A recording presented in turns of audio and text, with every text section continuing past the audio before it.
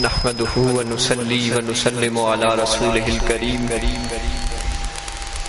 اما بعد فاعوذ بالله من الشيطان الرجيم بسم الله الرحمن الرحيم يا ايها الذين آمنوا اتقوا الله وكونوا مع الصادقين صدق الله العلي العظيم ان اللہ وملائکتہ یصلون علی النبی یا ایھا الذین آمنوا صلوا علیہ وسلموا تسلیما الصلاۃ والسلام علیک یا سیدی یا رسول اللہ.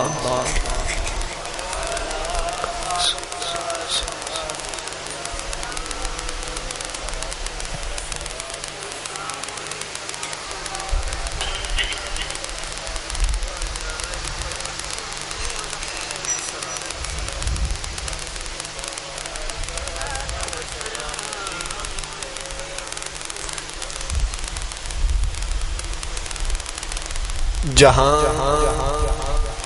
علی کے فضائل سنائے جاتے ہیں، جہاں علی کے فضائل سنائے جاتے ہیں، نصیب والے وہیں پہ بلائے جاتے ہیں، اور علی کی بزم یہیں پہ سجائی جاتی ہے، نصیب والے یہیں پہ بلائے جاتے ہیں، علی کی بزم یہیں پہ سجائی جاتی ہے، منافقین یہیں پہ جلائے جاتے ہیں. توجہ میری طرف رکھیے، مختصر وقت میں اپنی گفتگو کو میں مکمل کروں گا.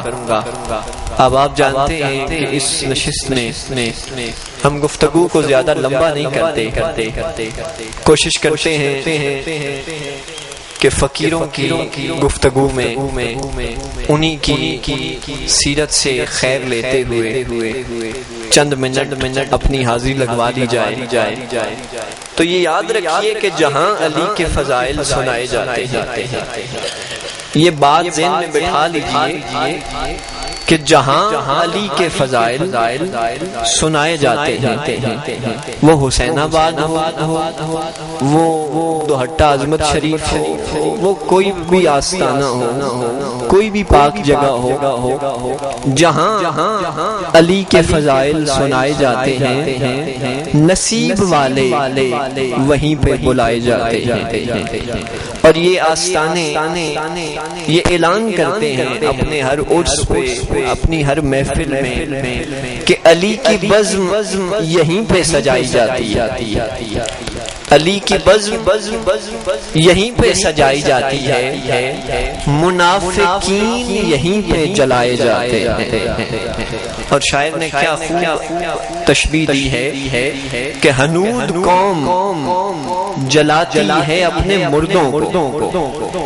ہنود قوم کہتے ہیں ہندو قوم کو. ہم الحمدللہ مسلمان ہیں، جس طرح مسلمان ایک قوم ہے اس طرح ہندو ایک قوم ہے، عیسائی ایک قوم ہے، قومیں ہیں نا. تو جو ہندو قوم ہے وہ اپنے مردوں کو جلا دیتی ہے، چاہے ان کا جتنا کوئی پیارا ہو، بھائی ہو، باپ ہو، بہن ہو، ماں ہو، بیٹی ہو.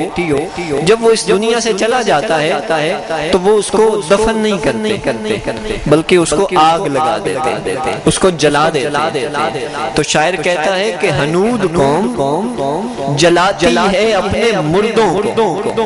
ہم الحمدللہ حضور کے غلام ہیں، ہم مردے کو جلاتے نہیں ہیں، ہم مردے کی جو بے توقیری نہیں کرتے. ہنود قوم جلاتی ہے اپنے مردوں کو. ہمارے پاس مردے نہیں، ہمارے پاس منافق جلائے جاتے ہیں، ہمارے پاس منافق جلائے جاتے ہیں. اور ہم اپنی کوشش سے بنتے نہیں ہیں مولائی، ہم اپنی کوشش سے بنتے نہیں ہیں مولائی، رسول پاک کے در سے بنائے جاتے ہیں. رسول پاک میں پچھلے دنوں ایک محفل میں تھا تو بڑی تفصیل کے ساتھ اس پہ گفتگو ہوئی کہ آج دور ایسا آ گیا ہے کہ آج پیسے پہ بھی لوگ غلام بن جاتے ہیں، پیسے پہ بھی لوگ پارٹیاں تبدیل کر لیتے ہیں، پیسے پہ بھی لوگ سنگتیں تبدیل کر لیتے ہیں،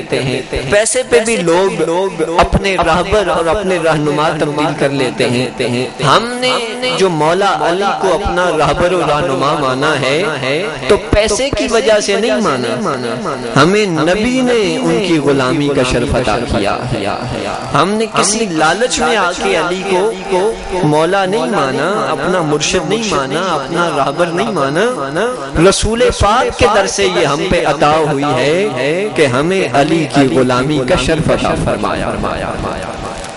حمد و ثناء رب ذوالجلال اور ہدیہ درود و سلام بحضور سرور کائنات فخر موجودات شافی روز جزا محبوب رب اولا حضرت سیدنا محمد مصطفیٰ صلی اللہ علیہ وآلہ آلہ وصحبہ وبارک وسلم کی بارگاہ بے کس پناہ کے اندر نذرانہ درود و سلام عرض کرنے کے بعد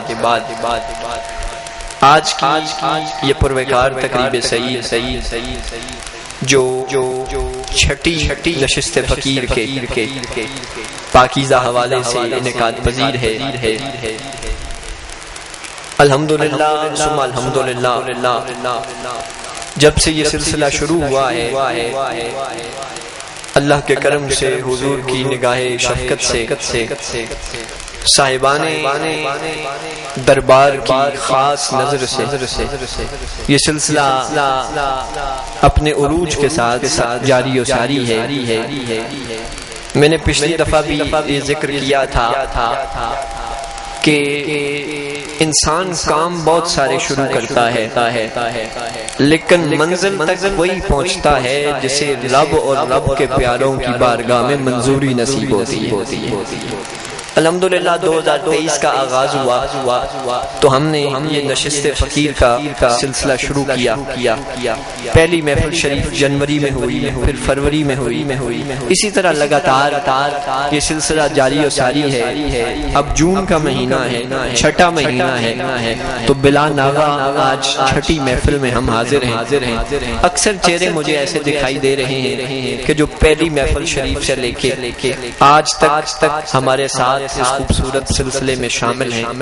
یہ یقیناً بزرگوں کا کرم ہے، ہم میں کوئی ایسے کمال نہیں ہے کہ ہم ایسے معاملات کو لے کے چل سکیں، یہ ان کی مہربانی ہے کہ وہ کرم کرتے ہیں اور ہم سے یہ خدمت لیتے ہیں، ہمیں اپنی نوکری کے لیے منتخب کرتے ہیں۔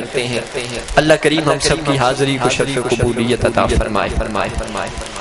جو احباب پچھلی نشست میں حاضر تھے وہ احباب یقیناً اس حقیقت سے واقف ہیں، جو نہیں وہ بھی سن لیں کہ ہم نے پچھلی نشست میں ایک اعلان کیا تھا۔ ہماری کوشش ہوتی ہے کہ یہ جو نشست فقیر ہے نا، اس کو روایتی محفل نہ بنایا جائے، بلکہ جس طرح فقیروں کی مجلس ہوتی ہے، درویشوں کی بیٹھک ہوتی ہے، اسی طرح اس کو رنگ دیا جائے۔ اور ہماری کوشش ہوتی ہے کہ ہر دفعہ کوئی نہ کوئی اچھا اضافہ اس میں کیا جائے۔ تو میں نے پچھلی دفعہ عرض کیا تھا کہ اگلی دفعہ انشاءاللہ ہم یہ سلسلہ بھی شروع کر رہے ہیں کہ ہمارے درمیان کسی بھی ایک آستانے کا سجادہ نشین موجود ہوگا، کوئی ایسا آستانہ ہوگا کہ جس سے حضور کی ہر نسبت کی وفاداری کا سبق ملے۔ آستانے بہت ہیں، درگاہیں بہت ہیں، خانقاہیں بہت ہیں، لیکن بہت چند آستانے ہیں، بہت کم آستانے ہیں کہ جہاں پہ حضور کی ہر نسبت کی محبت کا پیغام ملتا ہے۔ الحمدللہ ہمارے پاس جو بھی آئے گا وہ ایسا ہی آئے گا کہ جس کا عمل، جس کا آستانہ، جس کے تعلق والوں کو یہ بات پتہ ہوگی کہ ہر حضور کی نسبت کا حیا کرنا ہے۔ میں نے تذکرہ کیا کہ آئندہ سے ہر محفل میں ہمارے درمیان کوئی نہ کوئی ایک ہماری محترم معظم شخصیت موجود ہوگی. الحمدللہ سائیں کا کرم ہوا, انہوں نے ہمارے اس جذبے کو پسند کیا اور آج ہمارے درمیان موجود ہیں پیر طریقت, رہبر شریعت, منبع علم و حکمت, فخر السادات, آل نبی اولاد علی, حضرت قبلہ پیر سید آصف حسین شاہ صاحب بخاری, سجادہ نشین آستانہ علیہ, دوہٹہ عظمت شریف, یہ بھی حیدری آستانہ ہے. ہماری بنتی ہی حیدریوں سے. وہ کسی نے کیا خوب کہا ہے کہ یزیدیوں سے ہماری کبھی بنی ہی نہیں, یزیدیوں سے ہماری کبھی بنی ہی نہیں, بنے گی کیسے کہ دوستی حسین سے ہے, بنے گی کیسے کہ دوستی حسین سے ہے. تو لہٰذا یہاں پہ جو بھی آئے گا اس کا تن بھی حسینی ہوگا, اس کا من بھی حسینی ہوگا. تو حضرت تشریف لائے. میں اپنی طرف سے تمام خدام کی طرف سے, آستان شریف کی طرف سے آپ کا شکریہ بھی ادا کرتا ہوں کہ ہماری دعوت پہ تشریف لائے اور حسین آباد آمد پہ خوش آمدید بھی کہتا ہوں. ایک اور اضافہ بھی ہم نے کہا تھا کہ ہم اگلی محفل سے کریں گے. وہ یہ تھا کہ پہلے جتنی محفل ہوئی ہیں ان میں ثنا خان جو دربار شریف سے نسبت بیعت ہے صرف وہ حاضری پیش کرتے تھے. ہم نے کہا تھا کہ اگلی دفعہ ہم یہ بھی سلسلہ شروع کر رہے ہیں کہ ایک حضور کا ثنا خان بھی ہم اس کو دعوت دیا کریں گے کہ جو باہر سے تشریف لائیں اور حضور کی ثنا خوانی کریں. تو بات جب بھی شروع ہوتی ہے سادات سے شروع ہوتی ہے. ثنا خان اور بھی تھے لیکن میں نے یہ دل میں چاہا کہ چونکہ سلسلہ شروع کرنا ہے تو جس کام کو شروع کیا جائے اور سادات کی نسبت سے شروع کیا جائے اس میں یقیناً برکتیں ہوتی ہیں.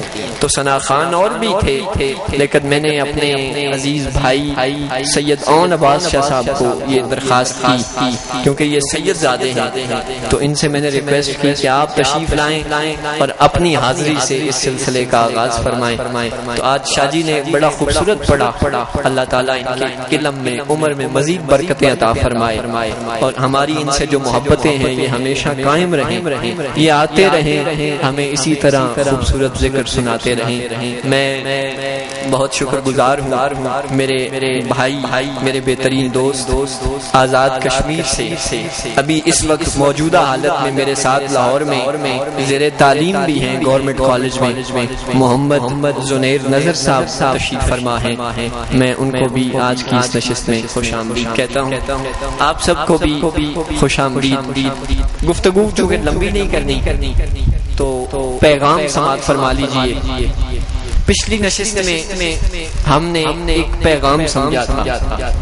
جو حاضر تھے یقیناً ان کو یاد ہے, جو نہیں حاضر ان کی یاد دہانی کے لیے میں عرض کر دیتا ہوں کہ پچھلی نشست میں قرآن و حدیث کی روشنی میں ہم نے یہ سمجھا کہ آج کے ہمارے ماحول معاشرے میں سب سے بڑی بیماری ہے ٹینشن, سب سے بڑی مرض ہے بے سکونی. دل کا اطمینان ہمیں نصیب نہیں ہے. ہمارے دل میں گھبراہٹ ہے, پریشانی ہے, خوف ہے, ڈر ہے, بے سکونی ہے, دل مطمئن نہیں ہے. اور پھر میں نے بڑی تفصیل کے ساتھ اس پہ ذکر کیا کہ پوری دنیا کے ڈاکٹر جو ہیں وہ اس بات کا اعلان کر چکے ہیں کہ ہمارے پاس کینسر کا علاج بھی ہے, ہمارے پاس یرکان کا علاج بھی ہے, ہمارے پاس بی پی کا علاج بھی ہے, ساری مرضوں کا علاج موجود ہے. لیکن ساری دنیا کے ڈاکٹر اس بات پہ متفق ہیں کہ ہمارے پاس ٹینشن کا کوئی علاج نہیں, ہمارے پاس بے سکونی کا کوئی علاج نہیں ہے. تو جس کا علاج کہیں سے نہ ملے اللہ اور اللہ کے پیاروں کے ڈیرے پہ آ جاؤ, وہاں سے نصیب ہو جاتا ہے. تو قرآن کی آیت کی روشنی میں ہم نے سمجھا کہ ڈاکٹر کہتے ہیں پریشانی کا کوئی علاج ہمارے پاس نہیں ہے، ٹینشن کا کوئی علاج ہمارے پاس نہیں ہے، یہ جو دل میں گھبراہٹ ہوتی ہے، بے سکونی ہوتی ہے، اس کا کوئی علاج ہمارے پاس نہیں ہے، لیکن اللہ والوں کے در سے یہ علاج ہمیں نصیب ہوتا ہے، یہ نعمت ہمیں ملتی ہے۔ قرآن مجید میں آیا ہے الا بذکر اللہ تطمئن القلوب۔ میں نے بڑی تفصیل کے ساتھ عرض کیا، میں دوبارہ اس کو ریپیٹ نہیں کرنا چاہتا، جو اب آپ سننا چاہیں ان کو ویڈیو بھی مل سکتی ہے۔ ہم نے یہ سمجھا اس محفل میں کہ دل کا سکون اگر چاہیے ہو، دل کی پریشانی سے ہمیشہ کے لیے نجات چاہیے ہو تو اللہ کا ذکر کرنا چاہیے، یہ وہ دوائی ہے، یہ نصیب ہو جائے تو دل ہمیشہ کے لیے سکون کا مرکز بن جاتا ہے، ہمیشہ کے لیے ہر قسم کی گھبراہٹ سے، ہر قسم کی پریشانی سے بندہ بچ جاتا ہے۔ یہ جتنے اولیاء اللہ ہیں، ہم جن کے قدموں میں آئے بیٹھے ہیں، یہ سکون میں بلکہ یہ خود تو سکون میں ہیں ہی، ہم جیسا کوئی بے سکون بھی اگر ان کے ڈیرے پہ آ جائے تو اللہ اسے بھی سکون کی دولت دے دیتا ہے۔ ان کے پاس ایسی کیا چیز ہے کہ یہ سکون جو بانٹ رہے ہیں، یہ کیا ہتھیار ہے ان کے پاس؟ تو انہوں نے ہمیں یہی سمجھایا ہے کہ اللہ کا ذکر کیا کرو، اسی میں سکون ہے، اسی میں پریشانی سے نجات ہے، اسی میں گھبراہٹ سے نجات ہے، اسی میں ہر مشکل کا حل ہے۔ پھر ہم نے یہ بھی سمجھا کہ اللہ کا ذکر صرف یہ نہیں ہے کہ تسبیح پہ وظائف پڑھتے رہنا، بلکہ اللہ کا ذکر یہ ہے کہ زندگی کے ہر لمحے میں رب کو یاد رکھنا۔ جب اللہ یاد ہوتا ہے نا تو پھر زندگی کا ہر لمحہ سکون والا ہو جاتا ہے، زندگی کا ہر لمحہ گھبراہٹ سے، خوف سے، ڈر سے پاک ہو جاتا ہے۔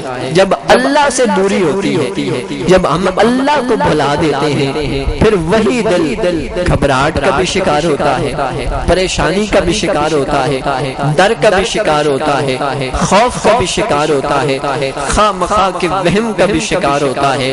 اور اگر اسی دل میں اللہ کی یاد کو آباد کر لیا جائے تو نہ خوف قریب آ سکتا ہے، نہ پریشانی قریب آ سکتی ہے، نہ وہم قریب آ سکتے ہیں، نہ ٹینشن قریب آ سکتی ہے، کوئی پریشانی تیرے قریب نہیں آ سکتی۔ اس کا نسخہ میں نے بتایا تھا کہ آج کل ڈاکٹر جو ہیں وہ نسخہ بتانے کی بھی فیس لیتے ہیں، لیکن میں آپ کو فری نسخہ بتا رہا ہوں کہ اللہ کا ذکر کیا۔ اور یہ ذکر ایسا ہے کہ اس کو جتنا کرو گے اتنا زیادہ فائدہ ملے گا۔ باقی کوئی دوائی آپ لیتے ہو نا تو اس کی اگر ڈوز زیادہ لے لو گے، ایک گولی کی جگہ پہ 2 گولیاں لے لو گے تو وہ سائیڈ ایفیکٹ کر جائے گی، یعنی وہ دل کو تو فائدہ دے گی، تیرے گردے کو نقصان دے دے گی، تیرے پھیپھڑے کو نقصان دے دے گی، تیرے معدے کو نقصان دے دے گی۔ یہ اللہ کا ذکر ایسی دوائی ہے، یہ جتنا کرو گے اس میں فائدہ ہے، اس میں کبھی نقصان نہیں، یہ کبھی کوئی نقصان نہیں دے سکتا، یہ تمہیں فائدہ ہی دے گا۔ یہ نسخہ بھی بتایا تھا، دوائی بھی بتائی تھی، اس پہ عمل کر لو تو دل کی پریشانی دور ہو جائے گی، دل کی گھبراہٹ دور ہو جائے گی۔ آج کی اس خوبصورت نشست میں جو پیغام آپ کے لیے لے کے آیا ہوں وہ پیغام بڑا خوبصورت ہے۔ اگر بندہ سمجھ جائے تو بندہ اپنے بختوں پہ ناز کرتا ہے، اپنی خوش بختی پہ ناز کرتا ہے۔ ہم جتنے آئے ہیں اگر ہم سمجھ لینا کہ ہمیں اللہ نے یہ کتنا شرف عطا فرمایا ہے، اپنے پیارے بندوں کے ڈیرے پہ آنے والا جو شرف ہمیں نصیب کیا ہے، یہ اگر سمجھ لیں، اس کی اہمیت سمجھ لیں تو یقیناً ہر کوئی اپنے بختوں پہ ناز کرے۔ میں نے جو آیت پڑھی، اللہ کریم نے ارشاد فرمایا یا ایھا الذین آمنوا اتقوا اللہ وکونوا مع الصادقین۔ اس کا سادہ سا ترجمہ یہ ہے کہ اے ایمان والو اللہ سے ڈرو، پرہیزگاری اختیار کرو، اچھے کام کیا کرو۔ اچھا بات یہاں تک ختم نہیں کی بلکہ فرمایا وَقُونُوا مَعَ الصَّادِقِينَ، ایمان والو کیا کرو؟ اچھے کام کرو، نیکی میں زندگی گزارو، سرکار کی تابعداری میں زندگی گزارو، شریعت کے مطابق زندگی گزارو۔ آگے بھی کہا وَكُونُوا مَعَ الصَّادِقِينَ کہ اولیاء اللہ کی سنگت بھی اختیار کرو، صحبت بھی اختیار کرو، سچوں کے ڈیرے پہ بھی آؤ، اولیاء اللہ کے درباروں پہ بھی آؤ، اولیاء اللہ کے مزاروں پہ بھی آؤ۔ اب پہلی بات تو یہ ذہن نشین فرما لیں کہ اللہ تعالیٰ نے تذکرہ کرنا تھا اپنے بندوں کا، ذکر کرنا تھا اپنے بندوں کا، تو اللہ تعالیٰ نے اپنے بندوں سے آغاز نہیں فرمایا، بلکہ فرمایا یا ایھا الذین آمنوا، اے ایمان والو، تاکہ دنیا والوں کو یہ پتہ چل جائے کہ اللہ کے پیاروں کی محبت، اللہ کے پیاروں کا ادب، اللہ کے پیاروں کی سنگت کا شوق، اللہ کے پیاروں کی صحبت میں جانے کا جذبہ، یہ ہر کسی کو نصیب نہیں ہوتا، بلکہ یا ایھا الذین آمنوا ہمیں یہ پیغام دے رہا ہے کہ اللہ ولی کی محبت اسی کے دل میں ڈالتا ہے جسے اللہ ایمان کی دولت عطا کرتا ہے۔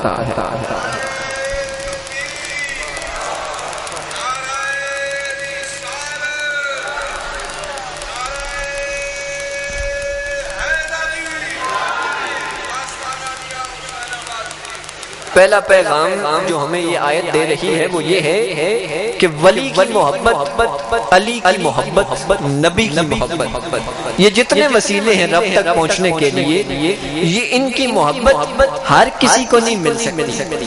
اب کچھ لوگ ہوتے ہیں جو کہتے ہیں اولیاء اللہ کے پاس کیوں جاتے ہیں، کچھ کہتے ہیں نجف پاک کیوں جاتے ہیں، کچھ کہتے ہیں مدینہ پاک کیوں جاتے ہو، تم ہر وقت نبی کا ذکر کیوں کرتے ہو، تم ہر وقت مولا علی کا ذکر کیوں کرتے ہو، تم ہر وقت کسی ولی کا ذکر کیوں کرتے ہو، تو اس میں ان کا قصور ہی نہیں ہے۔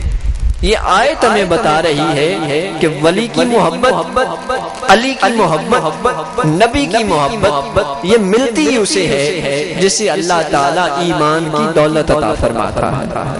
تو یہ ترازو آ گیا ہمارے پاس کہ اگر کوئی ولی کی محبت سے انکار کرے تو سمجھ لو یہ زبان سے تو کلمہ پڑھ رہا ہے، دل سے کلمہ نہیں پڑھ رہا، اس کو ایمان کی دولت نصیب نہیں ہے، یہ ایمان سے خالی ہے۔ اگر کوئی مولا علی کی محبت کا انکار کرتا ہے، ان کے ذکر سے روکتا ہے، تو سمجھ لو اس نے زبان سے کلمہ پڑھا ہے، دکھاوے کے لیے یہ اس نے کلمہ پڑھا ہے، دل سے کلمہ نہیں پڑھا۔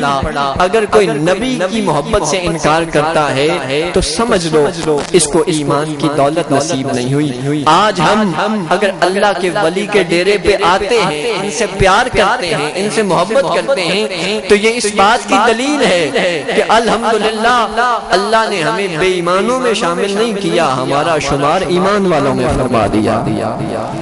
یہ اس بات کی گارنٹی ہے۔ جو نہیں آتے ان پہ شکوہ نہ کیا کرو، جو اللہ کے ولی کے ڈیرے پہ نہیں آتے ان پہ شکوہ نہ کیا کرو، کیونکہ ان کا قصور نہیں ہے، ان کے پاس یہ دولت ہی نہیں ہے، ان کے پاس ایمان والا نعمت ہی نہیں ہے، یہ اسی کے پاس ہوتی ہے جسے اللہ آنے کی توفیق عطا کرتا ہے۔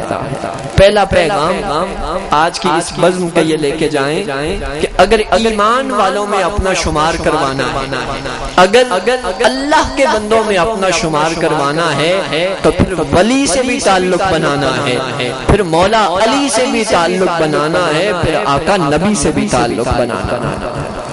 میں پچھلے دنوں میں سن رہا تھا، اکثر چونکہ ہماری یہ جو مجلسیں ہوتی ہیں درگاہوں پہ، ان پہ اکثر اس طرح کی باتیں ہوتی رہتی ہیں، بیعت کا ذکر چلتا رہتا ہے، کبھی پیر کا ذکر چلتا رہتا ہے، کبھی مرید کا ذکر چلتا رہتا ہے۔ تو میں سن رہا تھا کہ ایک شخص کہہ رہا تھا، یقیناً مالک اس کی محبت کو قبول فرمائے، ہم اس پہ اعتراض نہیں کرتے، مگر ہمیں اس حقیقت کو سمجھنا چاہیے کہ ایک شخص کہہ رہا تھا کہ میں ڈائریکٹ مولا علی کا مرید ہوں۔ کیا کہہ رہا تھا؟ ڈائریکٹ مولا علی کا مرید ہوں۔ سائیں اس کی محبت کو قبول فرمائے، ہم اس پہ اعتراض نہیں کرتے، لیکن میں دعوت فکر دینا چاہتا ہوں کہ ہم جن اولیاء اللہ کے قدموں میں بیٹھے ہیں، انہوں نے ہمیں یہی سبق سکھایا ہے کہ ڈائریکٹ کوئی بھی پہنچ نہیں سکتا، ڈائریکٹ کوئی بھی پہنچ نہیں سکتا، جب بھی کسی نے پہنچنا ہے کسی کے وسیلے سے پہنچنا ہے۔ میں مثال دیتا ہوں کہ آدم علیہ السلام اللہ کے نبی ایسے ہی اور اللہ کے پہلے نبی ہیں، تمام انسانیت کے باپ ہیں، بڑے سال اللہ کی عبادت کرتے رہے، رب کی بارگاہ میں معافی کی التجا کرتے رہے۔ اگر ڈائریکٹ رابطہ ہوتا اگر رب نے یہ اختیار دیا ہوتا کہ ڈائریکٹ آؤ میرے پاس، تو پھر آدم علیہ السلام کی بھی توبہ قبول ہو جاتی۔ اللہ کریم نے آدم علیہ السلام، حالانکہ نبی ہیں، ولی نہیں ہے، غوث نہیں ہے، کتب نہیں ہے، کائنات میں سب سے بڑا درجہ اللہ کے نبی کا ہوتا ہے۔ اب اللہ کے نبی ہیں، نبی بھی پہلے ہیں جن سے نبوت کا سلسلہ شروع ہو رہا ہے، پہلے نبی ہیں، بڑے سال نمازیں پڑھتے رہے، بڑے سال روزے رکھتے رہے، بڑے سال رب کی عبادت کرتے رہے، رب کے احکامات کی پابندی کرتے رہے، لیکن توبہ قبول نہیں ہے، ڈائریکٹ رابطہ نہیں ہوا۔ جس دن توبہ قبول ہوئی اس دن وجہ کیا بنی؟ اس دن وجہ یہ تھی کہ آدم علیہ السلام نے دعا یہ کی تھی کہ یا اللہ مدینے کے تاجدار کے صدقے میری توبہ کو قبول فرما۔ یعنی دعا میں سرکار کا وسیلہ آیا تو رب نے توبہ کو قبول کر کے ہمیں یہ بتایا کہ اگر کسی کا دل ہو نا ڈائریکٹ آنے پہ، تو رب کی بارگاہ میں ڈائریکٹ فلائٹیں نہیں آتی، یہاں جس نے بھی آنا ہے کسی کے وسیلے سے آنا ہے۔ تو جب رب کی بارگاہ میں تم ڈائریکٹ نہیں جا سکتے، مولا علی کی بارگاہ میں ڈائریکٹ کیسے جا سکتے ہو؟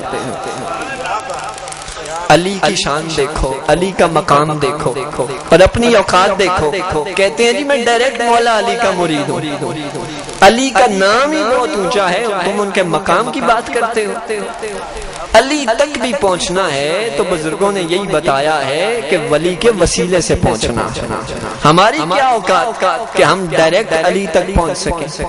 میں نے ایک جگہ پہ ذکر کرتے ہوئے بڑی تفصیل کے ساتھ پچھلے دنوں میں بادشاہ پور، میرے حضور وحید جہاں غریب نواز کا ننیال کا گاؤں ہے، آج بھی حضور وحید جہاں حضور پیر سید منظور حسین شاہ صاحب رحمۃ اللہ تعالی علیہ، آپ کی والدہ صاحبہ کا مزار بادشاہ پور شریف میں موجود ہے۔ اس بے مثال آستانے کے قریب ہمارے آستانے سے منسلک لوگ ہیں، تو انہوں نے سالانہ محفل میلاد کروایا، تو اس میں ہم نے اسی بات کو سمجھا کہ ڈائریکٹ نہیں پہنچا جا سکتا، جب بھی کسی کی بارگاہ میں پہنچنا ہو تو وسیلے سے پہنچا جاتا ہے۔ اللہ کریم نے قرآن مجید میں ارشاد فرمایا ہے کہ اگر تم نے اللہ تک پہنچنا ہے نا تو مصطفیٰ کی تابعداری کرو۔ قل ان کنتم تحبون اللہ فاتبعونی یحببکم اللہ۔ رب فرما رہا ہے، میں اور آپ نہیں کہہ رہے، اللہ کہہ رہا ہے کہ محبوب اپنی زبان سے دنیا والوں کو بتا دو، قل ان کنتم تحبون اللہ فاتبعونی یحببکم اللہ، کہ اگر اللہ کا محبوب بننا ہے نا، اللہ کا پیارا بننا ہے تو اپنا تعلق مدینے کے تاجدار سے بناؤ، حضور کو وسیلہ بناؤ، حضور کی بارگاہ میں آؤ، حضور کی بارگاہ کا سہارا لو، اس در پہ آ کے اپنے سر کو جھکاؤ، اس در پہ سر کو جھکا لیا تو تم نے رب کو پا لیا۔ اگر مصطفیٰ کا وسیلہ درمیان میں نہ ہوا تو جتنی نمازیں پڑھ لو، جتنے روزے رکھ لو، جتنی حجیں کر لو، یہ کسی کام نہیں آئیں گی۔ اگر مصطفیٰ کا وسیلہ پاس ہوا تو تیری حج کی بھی بڑی قیمت ہوگی، تیری نماز کی بھی بڑی قیمت ہوگی، تیرے روزے کی بھی بڑی قیمت ہوگی۔ یہ ہے قرآن کی آیت، قل ان کنتم تحبون اللہ فاتبعونی یحببکم اللہ۔ یہ ہمیں یہ پیغام دیتی ہے کہ اگر اللہ کا بندہ بننا ہے، اللہ تک اپنا رابطہ کروانا ہے تو وسیلہ کس کا چاہیے؟ پیارے نبی کا۔ اگر حضور کا وسیلہ نہ ہو تو رب سے رابطہ نہیں ہو سکتا۔ اگر حضور کا وسیلہ نہ ہو تو خدا کا محبوب بندہ نہیں بنا جا سکتا. اگر حضور کا وسیلہ نہ ہو تو اللہ کے پیاروں میں شمار نہیں ہو سکتا. اچھا یہ تو تھی قرآن کی آیت. اب حضور کا فرمان سنیں کیونکہ حضور نے خود فرمایا ہے کہ جو مقام مجھ محمد مصطفیٰ صلی اللہ علیہ وآلہ وسلم کو خدا کی بارگاہ میں حاصل ہے کوئی غلط فہمی میں نہ رہے وہی مقام علی المرتضیٰ کو میری بارگاہ میں حاصل ہے. یعنی پتہ چلا کہ اگر رب تک پہنچنا ہو تو وسیلہ مصطفیٰ ضروری ہے اور اگر مصطفیٰ تک پہنچنا ہو تو وسیلہ علی المرتضیٰ ضروری ہے. اب اس حقیقت کو سمجھیے کہ سرکار نے ارشاد فرمایا قل انا مدینۃ الحکمہ. میرے آقا کا ارشاد گرامی ہے انا مدینۃ الحکمہ و علی بابھا. اس کا سادہ سا ترجمہ یہ ہے کہ آقا فرماتے ہیں میں حکمت کا شہر ہوں اور علی اس کا دروازہ ہے. میں حکمت کا شہر ہوں علی اس کا. علماء نے اس کی بہت سی وضاحتیں کی ہیں لیکن جو آج کے مناسبت سے وہ وضاحت یہ ہے کہ جو وفادار نوکر ہوتے ہیں نا جو وفادار نوکر ہوتے ہیں ان کا اپنے مالک کے ڈیرے پہ جانے کا طریقہ اور ہوتا ہے اور جو غدار ہوتے ہیں جو منکر ہوتے ہیں ان کا جانے کا طریقہ اور ہوتا ہے. میں مثال دے دیتا ہوں. اگر کوئی آستانہ عالیہ حسین آباد شریف سے منسلک کہنا یعنی اس کی بیعت ہے حسین آباد شریف تو اس کا یہاں حاضری دینے کا طریقہ اور ہوگا. اور جو حسین آباد شریف کی محبت دل میں نہیں رکھتا حضور وحید جہاں کی محبت دل میں نہیں رکھتا اس کا یہاں پہ آنے کا طریقہ اور ہوگا. جو مرید ہوگا نا وہ جب گھر سے نکلے گا تو وہ پہلے یہ کوشش کرے گا میں نہا لوں پاک ہو جاؤں صاف ہو جاؤں کپڑے صاف پہن لوں وضو کر لوں میں نے اپنے مرشد کے آستانے پہ جانا ہے. پھر وہ کوشش کرے گا کہ میری سفر میں جتنا وقت گزرے میں کوشش کروں کچھ کلام شریف پڑھ لوں جو اپنی مرشد کی بارگاہ میں پیش کر لوں. پھر اکثر مریدوں کو ہم نے ایسے بھی دیکھا ہے ہمارے بزرگوں کے واقعات ملتے ہیں کہ جب مرید اپنے پیر کے ڈیرے پہ جاتا ہے تو جوتے باہر اتار دیا کرتے ہیں. کچھ مریدوں کے ایسے بھی واقعات سنے ہیں کہ وہ گھٹنوں کے بل چل کے اپنے مرشد کی بارگاہ میں حاضری لیتے ہیں. کچھ مریدوں کو ایسے بھی دیکھا ہے کہ وضو بھی باہر سے کر کے آتے تھے اور اسی وضو میں حاضری دے کے باہر چلے جاتے تھے تاکہ مرشد کے آستانے کی بے ادبی نہ ہو. بڑے بڑے رنگ ہیں فقیروں کے بڑے بڑے رنگ ہیں ان درویشوں کے. ہر کسی کا اپنا انداز ہے. کوئی ٹوپی پہن کے ادب کرتا ہے کوئی وضو کر کے اپنے مرشد کے آستانے کا ادب کرتا ہے کوئی کسی رنگ میں کرتا ہے. اب مرید آئے گا تو وہ ادب کے ساتھ آئے گا احترام کے ساتھ آئے گا پورے طریقہ کار کے ساتھ آئے گا.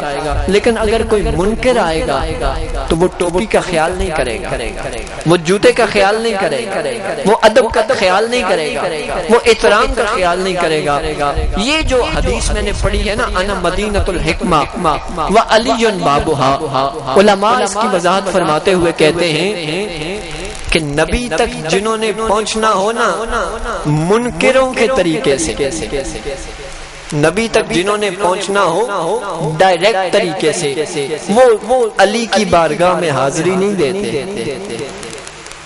سمجھ آ گئی. ہم میں لوگ موجود ہیں آج بھی ہر دور میں موجود ہوتے ہیں کہ جن کی کوشش ہوتی ہے ہم نبی سے ڈائریکٹ رابطہ بنائیں. ہم ولی کا وسیلہ نہ لیں ہم علی کا وسیلہ نہ لیں ہم حضور کے گھرانے کا وسیلہ نہ لیں ڈائریکٹ رابطہ کریں. نبی نے فرمایا ہے میں حکمت کا شہر ہوں علی اس کا دروازہ ہے. اب طریقہ یہ بنتا ہے اصولی طریقہ کہ جو محبت کرنے والا ہے جو ادب کرنے والا ہے جو احترام کرنے والا ہے جو وفادار ہے طریقہ یہ بنتا ہے کہ دروازے سے جائے. طریقہ تو یہی بنتا ہے نا کہ کسی کی بارگاہ میں جانا ہے تو دروازے سے جائے. جو دروازے کے بغیر جائیں کسی کی بارگاہ میں ان کو کیا کہا جاتا ہے چور ڈاکو. ان میں غیرت نہیں ہوتی. جو لوگ دیواریں پھلانگ کے جائیں جو چھتوں کی طرف سے آئیں انہیں وفادار نوکر نہیں کہا جاتا. انہیں وفادار انسان نہیں کہا جاتا، انہیں ادب والا، محبت والا، عقیدت مند نہیں کہا جاتا۔ عقیدت مند، ادب والا، وفادار نوکر وہی ہوتا ہے جو دروازے پہ جا کے صدا دیتا ہے، پھر سائیں کی اجازت ہو تو اندر جاتا ہے، اجازت نہ ہو تو دروازے سے آگے نہیں جاتا۔ ہمیں نبی نے طریقہ سکھایا ہے کہ میری بارگاہ میں آنا ہے تو ڈائریکٹ رابطے کی کوشش نہ کرنا، اگر میری بارگاہ میں آنا ہے تو نجف والے دروازے پہ آ جا، نجف والے دروازے پہ آ جا، علی مولا کے دروازے پہ آ جا، تو وہاں سے تمہاری سنی جائے گی۔ اگر وفادار نوکروں میں اپنا نام لکھوانا ہے تو نجف والے دروازے کی چابی ہونا ضروری ہے۔ اگر وہ چابی تیرے پاس نہیں ہے تو کبھی بھی نبی کے گھر کی حاضری نہیں دے سکتا، نبی کی بارگاہ کی حاضری نہیں دے سکتا۔ پتہ چلا کہ نبی تک پہنچنا ہو تو علی ضروری ہے، اور خدا تک پہنچنا ہو تو نبی ضروری ہے۔ اور اب پھر نیچے چلیے، کیونکہ ہم نے ولی کے ڈیرے پہ بیٹھے ہیں نا، تو ولی کی بات بھی کرنا ہمارے لیے لازم ہے۔ اب طریقہ کار ہمیں پتہ چل رہا ہے آہستہ آہستہ کہ مقصد ہمارا کیا ہے، خدا تک پہنچنا۔ یہی مقصد ہر کسی کا کہ خدا تک پہنچنا ہے، خدا سے تعلق بنانا ہے۔ اب پہلا پتہ ہمیں یہ چلا ہے کہ اگر خدا تک جانا ہے تو مصطفیٰ سے تعلق ضروری ہے، کوئی ڈائریکٹ خدا تک نہیں جا سکتا۔ اگر رب سے تعلق بنانا ہے تو کیا ضروری ہے، حضور کا تعلق، حضور کی غلامی، حضور کی محبت۔ اور اگر حضور تک پہنچنا ہے تو وہ بھی ہم ڈائریکٹ فلائٹ لے کے نہیں جا سکتے لاہور سے یا سیالکوٹ سے، وہ بھی ہمیں نجف جانا پڑے گا، ہمیں سیالکوٹ سے نجف کی فلائٹ کروانا پڑے گی، پھر ہم مدینہ پاک جا سکتے ہیں۔ اگر نبی کی بارگاہ میں جانا ہے تو علی کا وسیلہ ضروری ہے۔ تو ہمارے بزرگوں نے، ہم جن کے قدموں پہ آئے بیٹھے ہیں، انہوں نے ہمیں یہ بتلایا ہے کہ اگر علی کی بارگاہ میں جانا ہے، خدا کی بارگاہ میں جانا ہو تو نبی کا وسیلہ ضروری ہے، نبی کی بارگاہ میں جانا ہو تو علی کا وسیلہ ضروری ہے۔ اسی طرح اگر نجف والے دروازے کو کھلوانا ہو تو ولی کا وسیلہ ضروری ہے۔ اگر ولی سے تعلق نہیں ہے، مرشد سے تعلق نہیں ہے تو کبھی بھی علی کے ڈیرے پہ نہیں جا سکتا، اور اگر علی کے ڈیرے پہ نہیں جا سکتا تو پھر مدینے والے کے ڈیرے پہ نہیں جا سکتا، اور اگر مدینے والے کے ڈیرے پہ جانا تجھے نصیب نہیں ہے تو سمجھ لے تجھے پھر خدا کی بارگاہ کی حاضری بھی نصیب نہیں ہے۔ یہ طریقہ ہے میرے بھائیوں، آج کی اس خوبصورت نشست کا یہ پیغام لے کے جاؤ کہ اللہ تک پہنچنے کا طریقہ یہ ہے، اللہ تک پہنچنے کا ذریعہ یہ ہے کہ پہلے ولی سے تعلق بناؤ اس نیت کے ساتھ کہ یہ ہمیں اللہ تک پہنچائے گا، کسی لالچ کی وجہ سے نہیں بلکہ اللہ کی رضا کی وجہ سے۔ ولی سے تعلق بناؤ اس نیت کے ساتھ کہ ہم ولی کے وسیلے سے علی تک پہنچیں گے، اور پھر علی سے تعلق بناؤ اس نیت کے ساتھ کہ ہم علی کے وسیلے سے نبی تک پہنچیں گے، اور پھر نبی سے تعلق بناؤ اس نیت کے ساتھ کہ نبی کا وسیلہ ہوگا تو خدا تک پہنچیں گے۔ یہ میں نے آپ کو فلائٹ کا طریقہ بتا دیا ہے کہ کہاں سے روانہ ہونا ہے اور کہاں آپ کی منزل آپ کو ملے گی، آگے آپ کی مرضی۔ درویشوں کے ڈیرے کا مقصد یہی ہوتا ہے کہ لوگوں کو پیغام دیا جائے، انہیں صحیح راستہ دکھایا جائے، آگے ہر کسی کی مرضی، جو عمل کرے جو نہ کرے، طریقہ خدا تک پہنچنے کا یہی ہے۔ کوئی پاکستان سے ڈائریکٹ فلائٹ نہیں جاتی خدا کی بارگاہ میں، فلائٹیں 3-4 بدلنی پڑیں گی، پہلے ولی کی بارگاہ میں جانا پڑے گا، پھر علی کی بارگاہ میں جانا پڑے گا، پھر نبی کی بارگاہ میں جانا پڑے گا، پھر خدا کی بارگاہ میں پہنچو گے۔ یہ پیغام ہے۔ اگر کوئی کہتا ہے میں ولی کو نہیں مانتا، میں علی والا ہوں، تو سمجھ لو جھوٹ بول رہا ہے۔ اگر کوئی ولی کو تو مان لیتا ہے تو کہتا ہے میں علی کو نہیں مانتا، تو سمجھ لو اس کا نبی پاک سے کوئی تعلق نہیں ہے۔ تو اگر کوئی نبی پاک کا نام ویسے ادب سے لیتا ہے، احترام سے لیتا ہے، اور کہتا ہے میں ان کے وسیلے کو نہیں مانتا، تو سمجھ لینا اس کا خدا سے کوئی تعلق نہیں ہے۔ نمازیں پڑھ رہا ہے، دکھا دکھاوے کے لیے پڑھ رہا ہے، روزے رکھ رہا ہے دکھاوے کے لیے رکھ رہا ہے، داڑھی شریف رکھی ہوئی ہے دکھاوے کے لیے رکھی ہوئی ہے، اس نے خدا کی رضا کے لیے نہیں رکھی ہوئی۔ اگر خدا کی رضا نصیب ہوتی تو پھر اس کا اللہ سے بھی تعلق ہونا تھا، اس کا مصطفیٰ سے بھی تعلق ہونا تھا، اس کا مرتضیٰ سے بھی تعلق ہونا تھا، اور ان کا ہر ولی سے بھی تعلق ہونا تھا۔ اگر یہ تعلق نصیب ہو جائے تو بندہ خدا تک پہنچ سکتا ہے۔ یہ نہ کہیں کہ اللہ نیکوں کی سنتا ہے گناہگاروں کی نہیں سنتا، وہ اس کے کرم پہ ہے، وہ کبھی بھی کسی پہ بھی کرم فرما سکتا ہے، وہ کبھی بھی کسی پہ بھی مہربانی فرما سکتا ہے۔ اگر اللہ والوں میں اپنا شمار کروانا ہے تو یہ کرنا پڑے گا، پہلے ولی سے تعلق بنانا پڑے گا، پھر ولی کے وسیلے سے علی سے تعلق بنانا ہے، پھر علی کے وسیلے سے نبی سے تعلق بنانا ہے، پھر نبی کے وسیلے سے خدا سے تعلق بنانا ہے۔ آج ہمیں دو باتیں معلوم ہوئی، پہلا طریقہ معلوم ہوا کہ خدا تک کیسے پہنچنا ہے، اور دوسری بات ہمیں یہ معلوم ہوئی کہ یہ جو طریقہ نصیب ہوتا ہے یہ بے ایمانوں کو نصیب نہیں ہوتا، یہ انہیں ہی نصیب ہوتا ہے جنہیں اللہ تعالیٰ ایمان کی دولت عطا فرماتا ہے۔ اللہ کریم میری اور آپ کی حاضری کو شرف قبولیت عطا فرمائے۔ میں نے گفتگو کے دوران انسان ہونے کے ناطے بہت سی غلطیاں کی ہوں گی، مالک معافیاں نصیب فرمائے۔ جو اعلان ہماری اس بزم کا حصہ ہوتا ہے، پچھلی دفعہ ہم نے جس کا آغاز کیا، آپ کے علم ہے کہ ہم نے پورے سال کی جو شیڈول ہے دورہ جات کا وہ ترتیب دے دیا ہے۔ پچھلی محفل میں نے اعلان کیا تھا کہ جو مئی کا مہینہ تھا وہ ہم نے مختص کیا تھا حسین آباد شریف کے جو غلامان حضور وحید جہاں ہیں ان سے ملاقات کے لیے، اور جو تاریخ الحمدللہ ہم نے اعلان کی تھی کہ 20 مئی کو حسین آباد کے جتنے مریدین اس آستانے سے منسلک ہیں ان سے ملاقات ہوگی، پھر اسی طرح 21 مئی والا دورہ بھی تھا۔ الحمدللہ سائیں کی نظر سے حسین آباد کا دورہ ہو چکا ہے الحمدللہ۔ آج میں نے اس مہینے کا یعنی جون کے مہینے کا جو ہمارا سلسلہ ہے دورہ جات کا، اس حوالے سے میں آپ کو اطلاع دینا چاہتا ہوں۔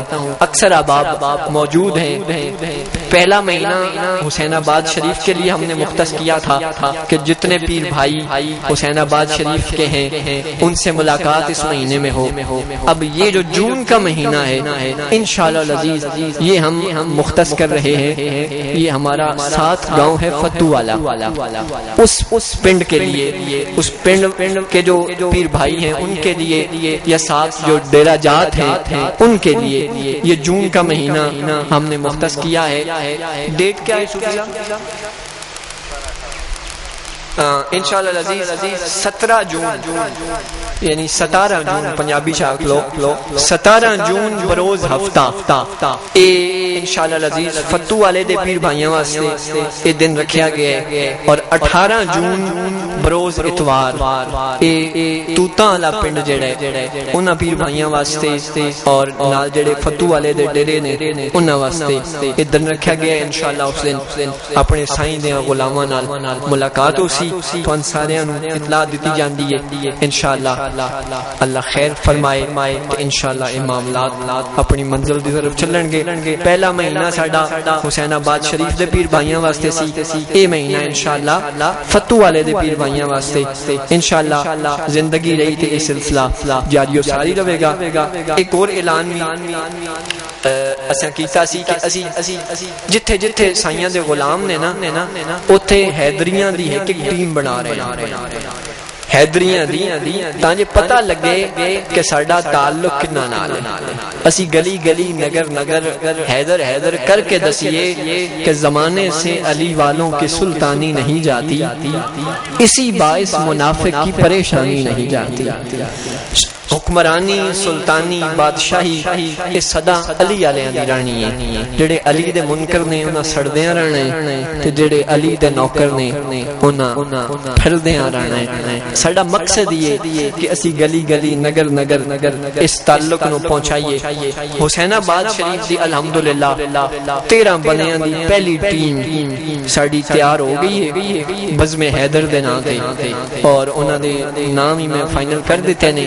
انہاں نو انشاءاللہ اج اطلاع ہو جائے گی انشاءاللہ جتنے پنڈاں وچ پھر جاواں گے تے نال نال اس سلسلہ جاری و ساری رہے گا تہاڈا سب دا بے حد شکریہ اللہ تعالی سب دی حاضری قبول فرمائے میں انتہائی محبت دے نال عرض کراں گا اپنے انتہائی محترم پیر طریقت رہبر شریعت حضرت قبلہ پیر سید آصف حسین شاہ صاحب بخاری دی بارگاہ ہن سلام ہو سی تو سارے کھڑے ہو جاؤ سلام ہو سی اور سلام تو بعد قبلہ شاہ صاحب دعا فرماسن اور لنگر شریف تسی جان دے ہو کہ حیدری لنگر کدی مک نہیں سکدا سارے واسطے لنگر شریف دا تمام ہے سارے اب آپ لنگر شریف کر کے جایا جی ہن سلام واسطے کھڑے ہو جاؤ سلام ہو سی اور سلام تو بعد پھر قبلہ شاہ صاحب دعا